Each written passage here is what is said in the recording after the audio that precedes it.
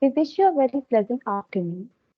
I, Simon Singh, and my co-anchor Jeremy would like to formally welcome you to the seventh day of this prestigious workshop on value addition, life skills, ethics, human value, convened by our head of the department, Professor Dr. Kumkum Ray.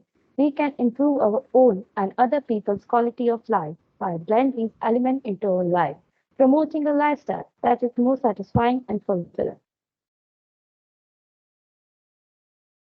Value addition is the process of making one's life better by learning and applying important life skills, moral principles, and human values. Individuals can upgrade their own and proficient life and make more prominent progress and satisfaction by fostering these skills. In addition, ethics play a crucial role in determining more decisions and actions, ensuring that individuals act morally with honesty and empathy for others. Yesterday, our guest speaker, Dr. Nimisha Gupta, talked about women empowerment.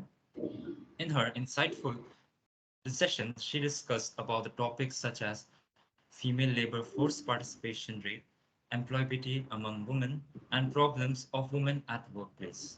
Further, she also talked about the measures to improve women's participation in workforce. The honor is ours as we welcome Professor Dr. Kumkumre, who is the Institute founder and she has been a teacher for 46 years. She holds a Cambridge Honours degree from Lady Shri Ram College in Delhi University and was recognized for her outstanding PhD research on Anglo-Indian nationalist poet Henry Louis Zai. She is a fantastic social activist who is educated. She is a blessing and an inspiration to us. Let's give Professor Dr. Kumkumre a warm welcome.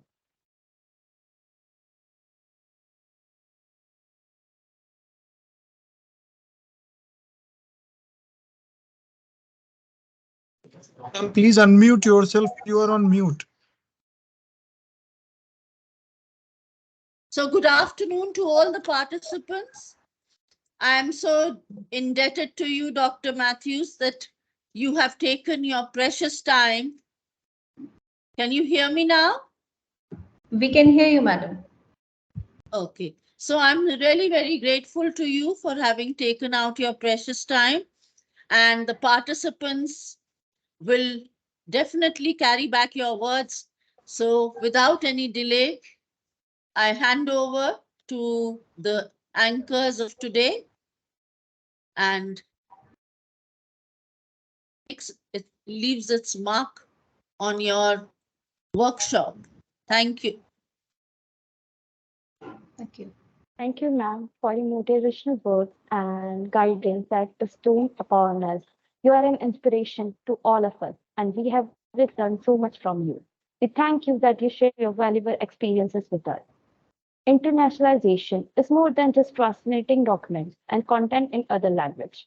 It involves understanding and adapting to different cultures, customs, and business practices. We recommend that you pay close attention during the session. At the end, all attendees will be requested to email response to the few questions based on the talk. Only after submitting the assignment, you will be eligible for the participation certificate. Professor Dr. Supriya Mathew, a special guest speaker today, will provide light on the topic internationalization.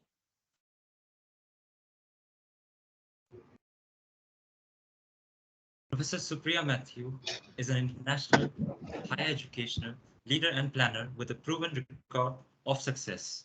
Ma'am is a result-oriented, innovative thinker who can mastermind the success and brand value of an organization. In her previous role as Vice President of International Affairs at Dayanand Sagar University, she worked closely with multi-level external and internal stakeholders to achieve the university's goal.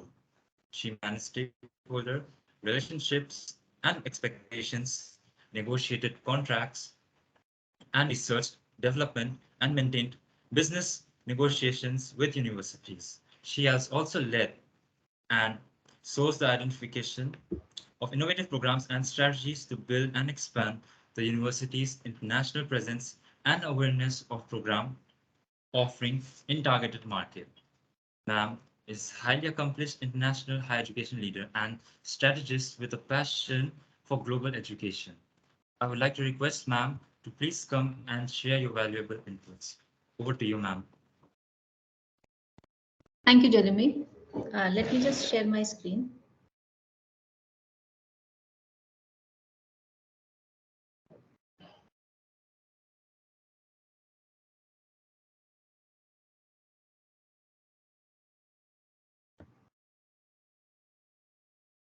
So, Jeremy and Simran, is my screen visible?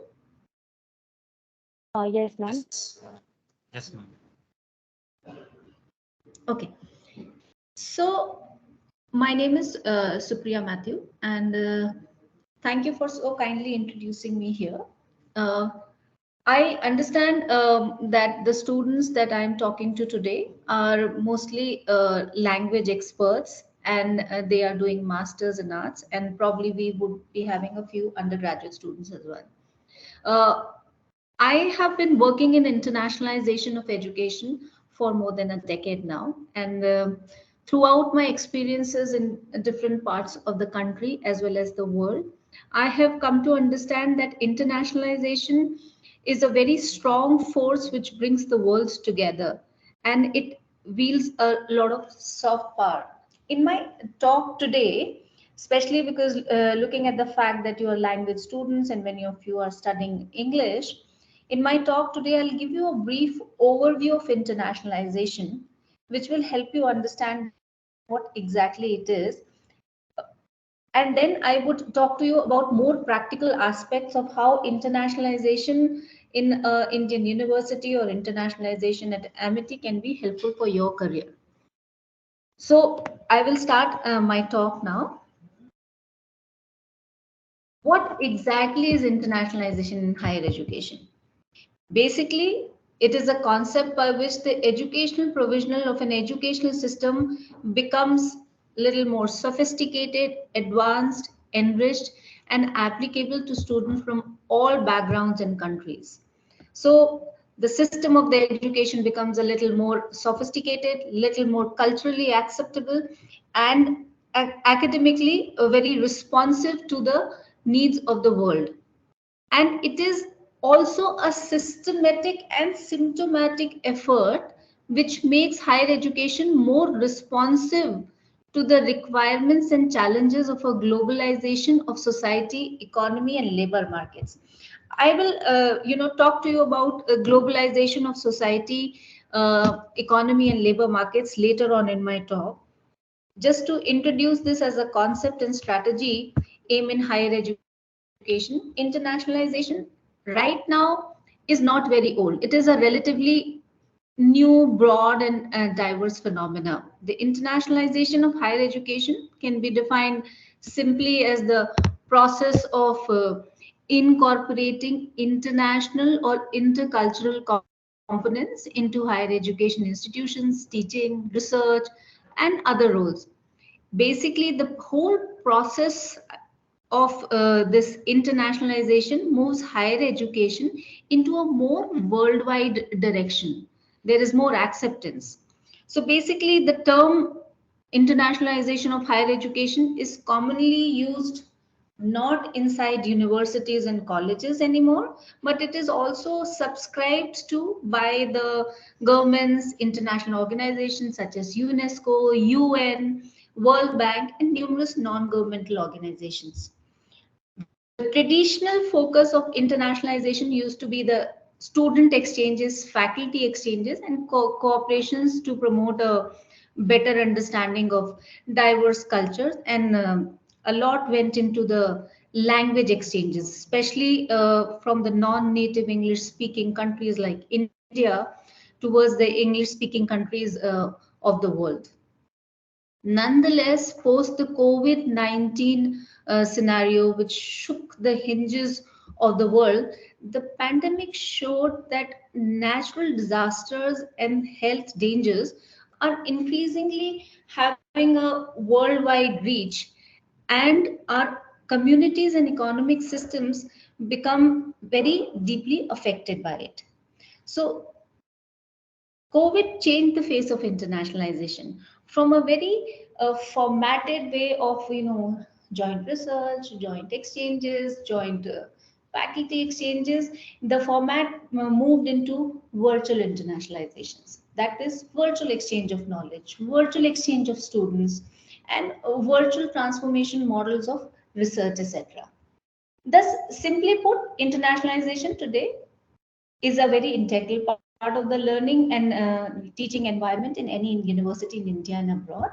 And it is supposed to be permeating down to all the people, regardless of their physical mobility abroad or not.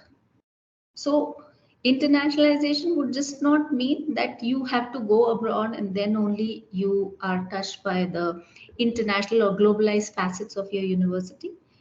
While sitting at home, there are possibilities to have an internationalized campus which touches all the stakeholders. Why is internationalization necessary? Why should a university, it seems to be a pretty opaque term, and there is a lot of talk around it, and can we ignore it? Well, let's see why it is important.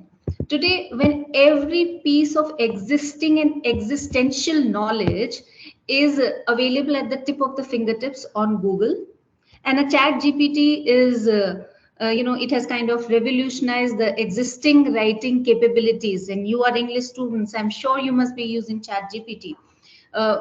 Classroom running in a brick and mortar setup still remains a healthy form of learning. Diversity in the classroom refers to differences in social identities, their age group, race, socioeconomic status, gender identity, gender expression, gender orientation, geographic identities. Like, I understand that you are from Lucknow. You all are, you students from Lucknow. Let's give it an example of how diversity in your classroom would look like. Possibly, I'm expecting and I'm assuming you would have students from the nearby states, and there would be students from some different states like the deep north or the northeast of India. A couple of students might be there from south of India.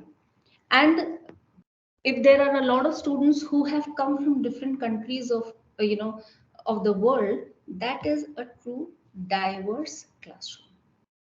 Now, what happens in a diverse classroom? When learning with people from a variety of backgrounds and cultures present in the classroom, students gain a more comprehensive understanding of the subject matter. It also teaches students how to use their own strengths and points of view to contribute in a diverse environment. You're working together, you are doing your papers together. One person is from one part of the world, one person is from another part of the world, and even Indians are from different parts of India. India is very regionally diverse. So a regionally diverse classroom, which is comprising of Indians also, is a very diverse classroom. However, we also want people from a different pedagogical background, students who have been immersed into a different set of pedagogy, and that is of course going to be a different country. So a diverse learning classroom is a very thought-provoking classroom, whereby exposing students naturally to these different people from different backgrounds, we are encouraging them to be more openly thinking, to work independently, but to work together by being sensitive to everyone's thought processes. So a person becomes more tolerant towards each other, but they also become more tolerant. Just imagine how important it is to have diverse and inclusive learning in a world which is becoming increasingly polarized due to the political instability in the world. The practice of internationalization will and is helping us to foster an. Ma'am, sorry to disturb you. Your slide is not changing. Ma'am, I'm talking about why is internationalization necessary right now. There's a lot of importance of why internationalization is necessary, why diversity in a classroom is necessary. So Okay, I'll ma'am. change my Sorry, slide. sorry. Continue, please. Yeah. So the practice of internationalization will help us foster an immersive and a more rich experience It goes beyond recognizing an international student's culture, his different pedagogical background, his different religious orientation, or his different personal orientation.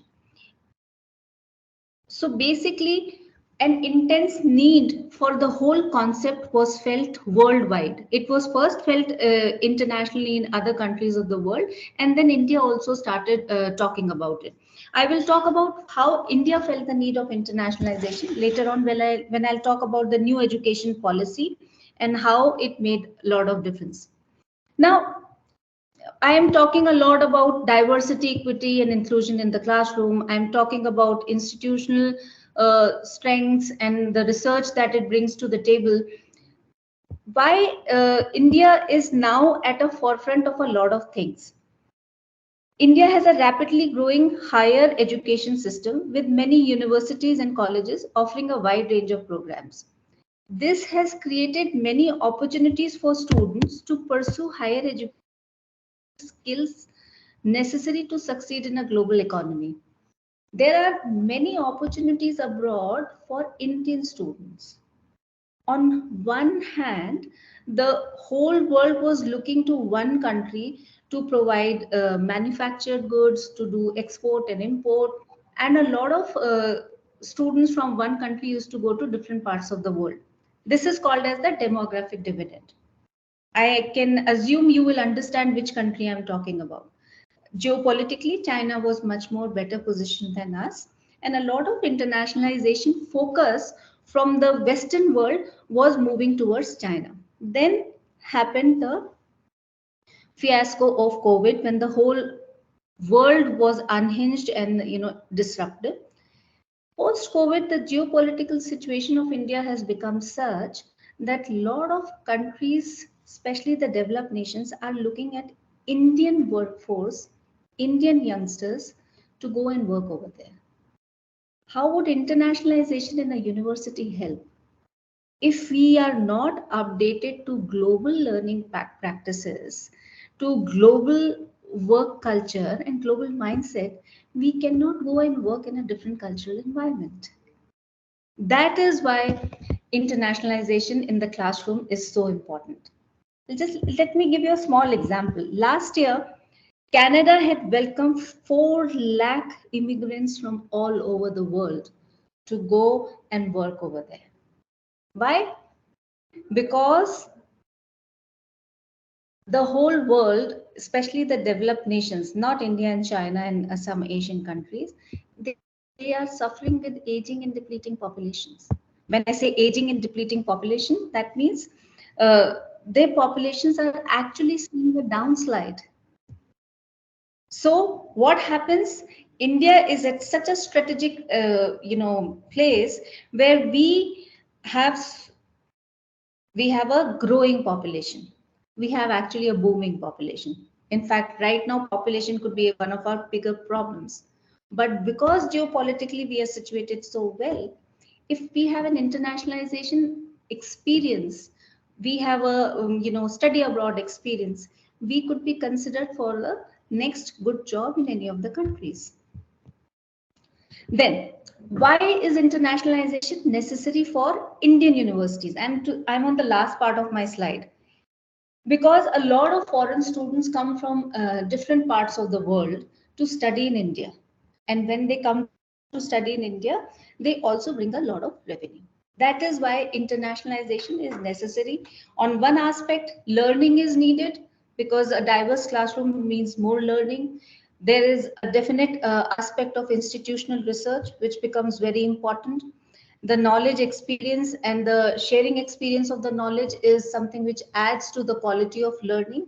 And then a university benefits by getting more students and more benefits from the foreign students who come and pay for our services.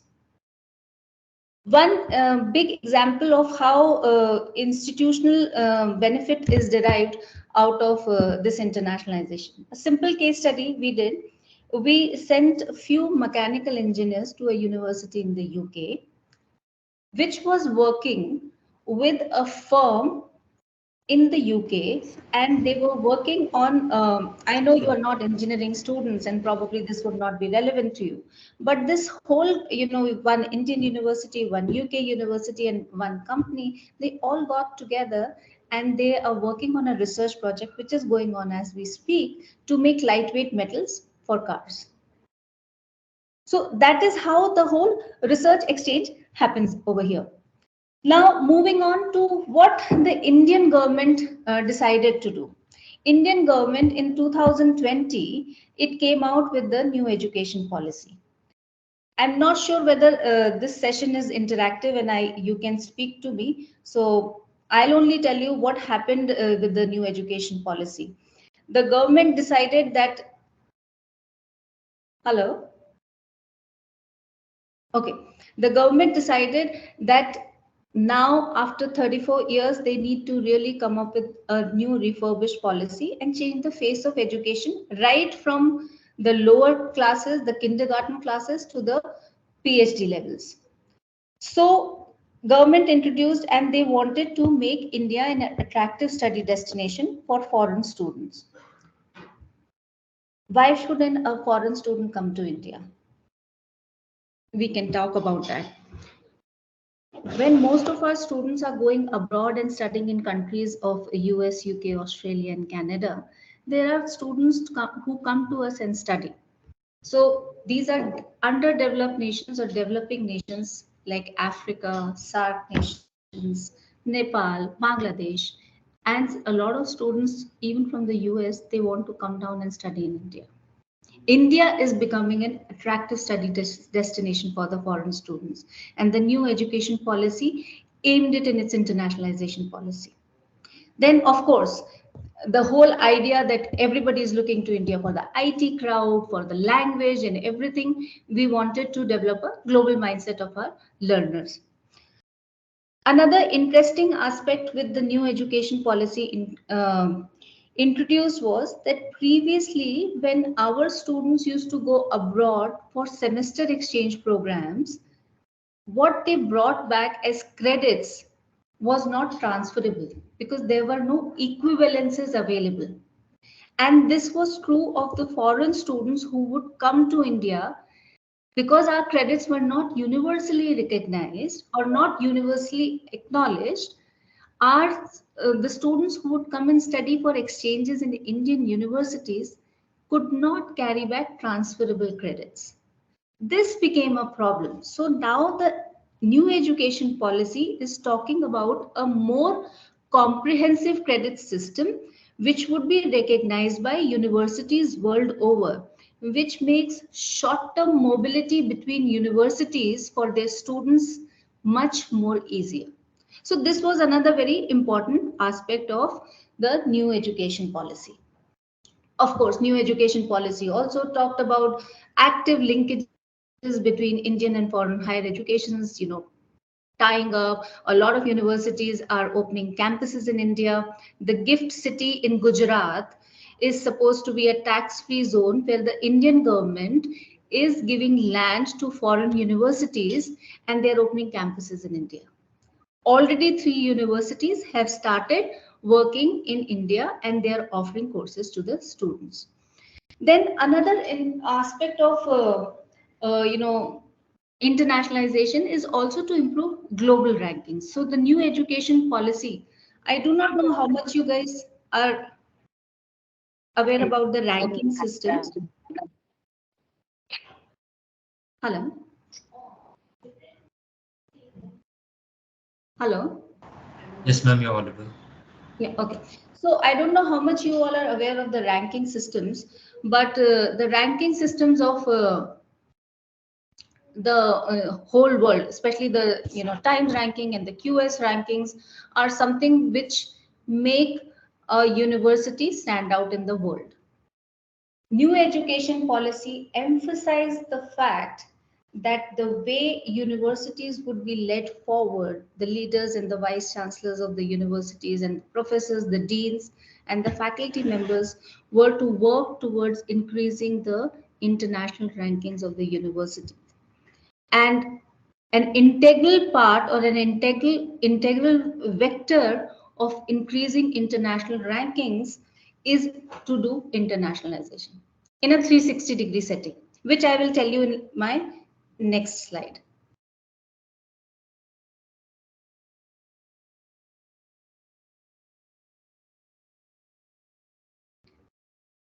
So, different forms of internationalization available to you. Now, I just want to understand how many of you have traveled abroad. Can I see some, messages in the chats? How many of you have traveled abroad? If you are allowed to chat, Dr. Shraddha, are they allowed to chat? Yes, they can. And they can raise the hand also. Okay, so I want to understand how many of you have traveled abroad. Okay, I'm assuming none of them have. Has any of the faculty members traveled abroad from here? Okay, so now my next question to you students is, how many of you would like to travel abroad? I hope I can see some hands because I hope everybody wants to see the world. Okay. Well, if I would have been a student like you, I would have raised my hand and I would have said, yes, of course, I want to travel abroad. Okay. So basically, which makes me feel, should I be talking to you about the different opportunities that are available in your university, in the Amity University at Lucknow campus? Because there are a lot of opportunities I am aware that are available in your university.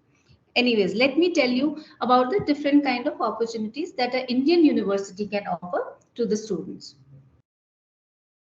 So, summer and winter school. Basically, summer and winter schools are those programs wherein a student, I'm talking with the Indian university perspective, where a student can spend a week or 2 weeks in a university abroad. So you can go and spend 2 weeks in the University of Oxford, you can go to Harvard University and spend 2 weeks over there, or you can go to University of Nottingham and spend 2 weeks over there. So what will you do in a summer school? I mean, you're going and spending time over there. What will you do?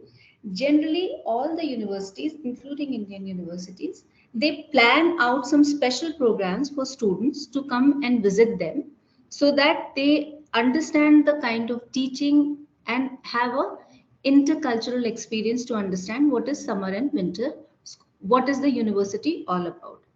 These summers and winter schools are generally planned after the semester ends.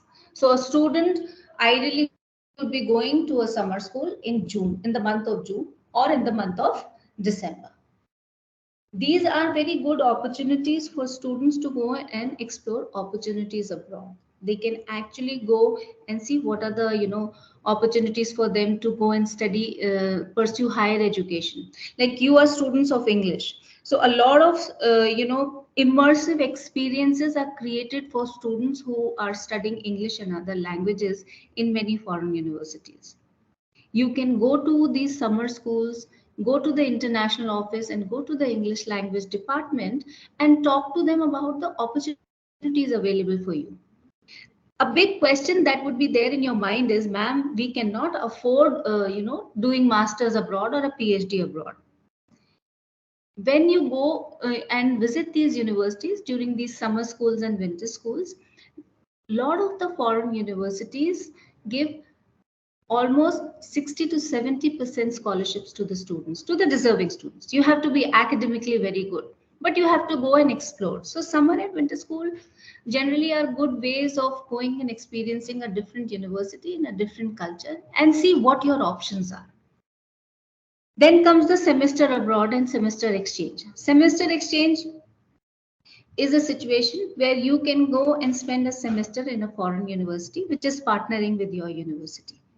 And in the same way, in a reciprocatory, reverse immersive manner, universities from different parts of the world, they also send their students to study in India with the partner university.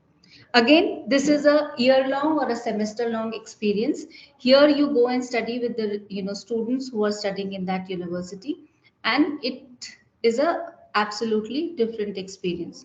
I have sent thousands and thousands of students in my career for semester exchanges. And I always say that I send the students as young kids, you know how they like to treat us as kids when we are studying in our households. I have sent students as young kids or young girls and boys a semester abroad in a foreign university. When they have spent that much of time, they come back to me as young men and women who are mature, who have stayed separately in a foreign environment, in a different cultural mindset, and studied with absolutely different people, taught by faculty which is of a different nationality, in a different pedagogy.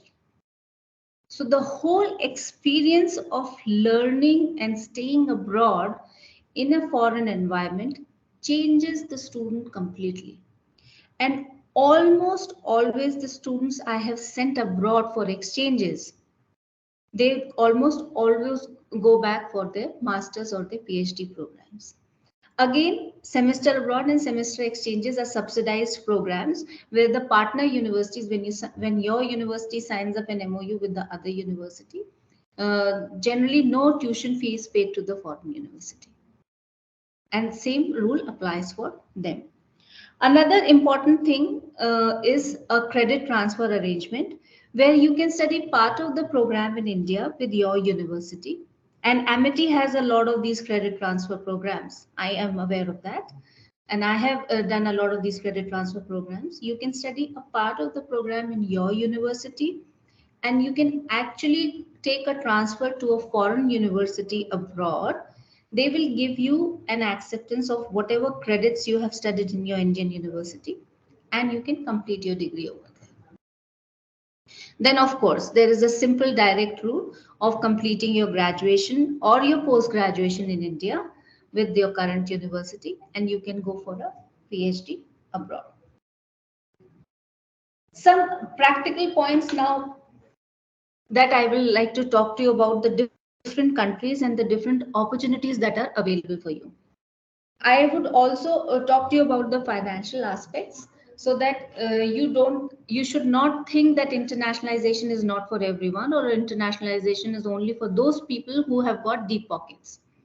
Europe is a very good place. It has many countries, especially countries like France, Germany, Lithuania, uh, Bulgaria, Hungary, Sweden, Netherlands. Europe has a system of subsidized education.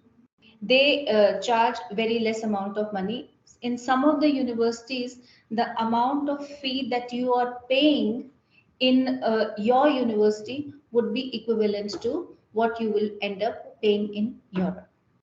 And Europe also is reasonably easy to live in. The culture set is also pretty open, and there are huge opportunities available. There is a small country in the Eastern Europe called Estonia. Estonia is a completely digitalized country where students are being accepted very frequently.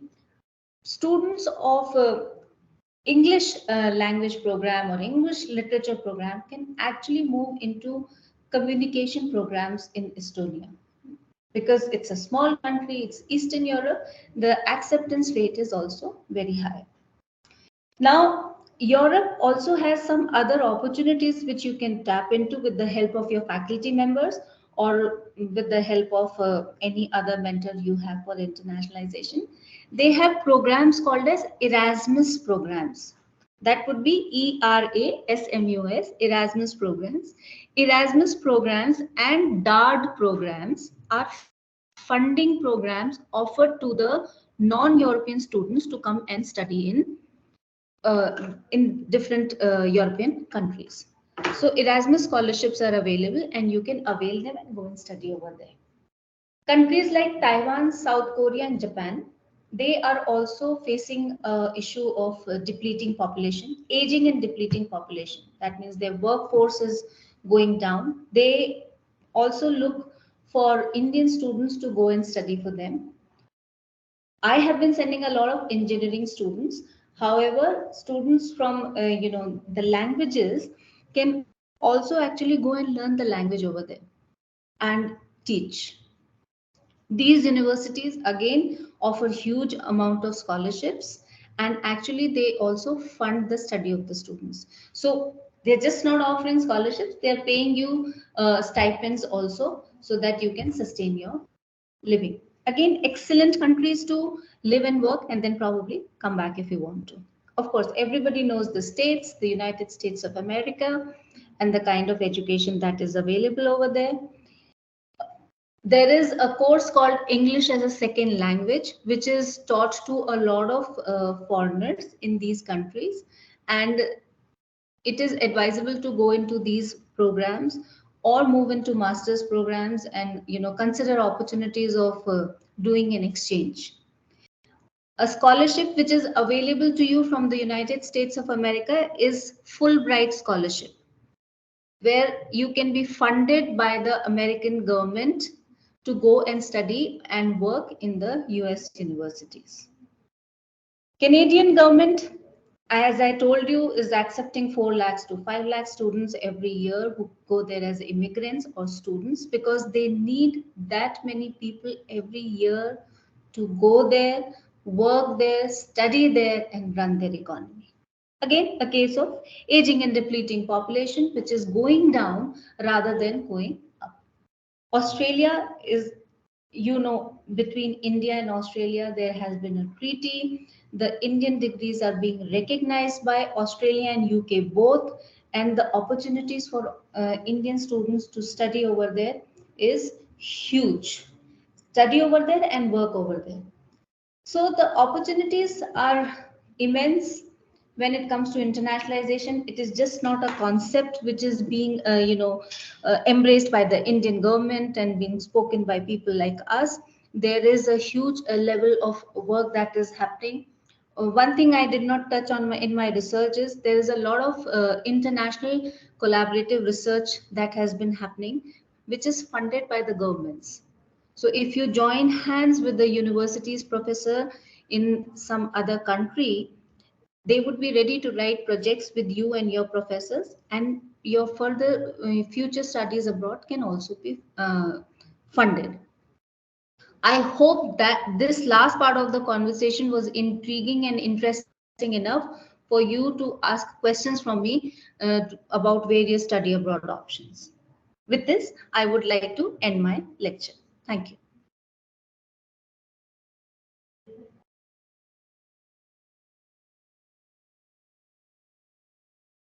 The tongue has no bone, but it is strong enough to move a person's heart. And without a doubt, ma'am, your word motivated and moved each and every one of our heart. We indeed are very fortunate and blessed to have heard your words of knowledge, experience, and wisdom. Someone rightly said that the master key of knowledge is indeed a persistent and frequent questioning. With this, I would like to open this session for all our audience to freely ask and share their queries on this platform.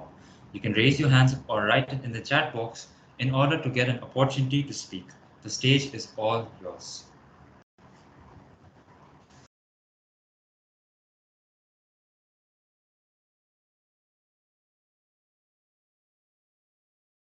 Yes, Bhamini.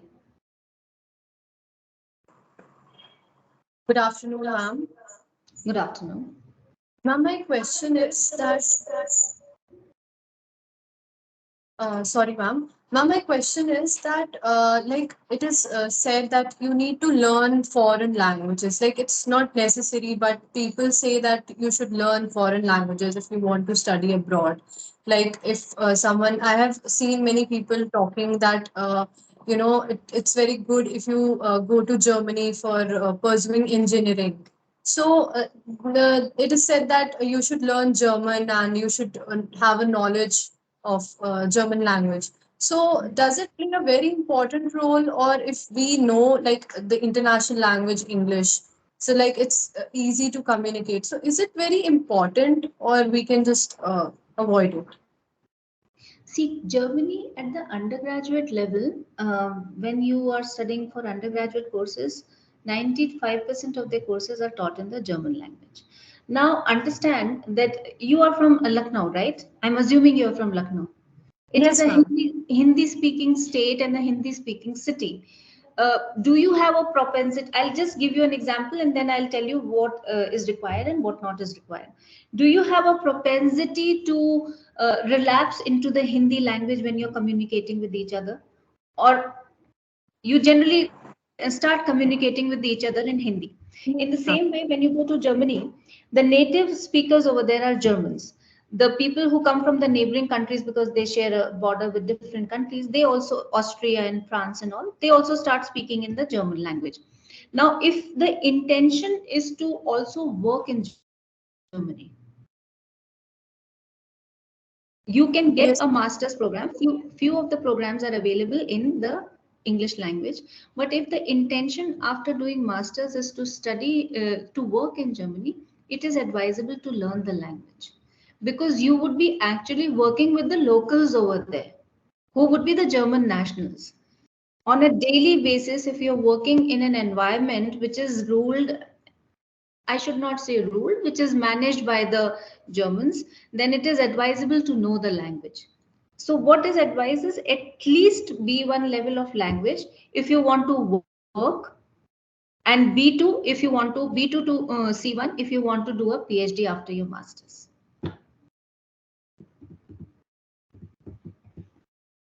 Are there any other questions? Thank you, ma'am.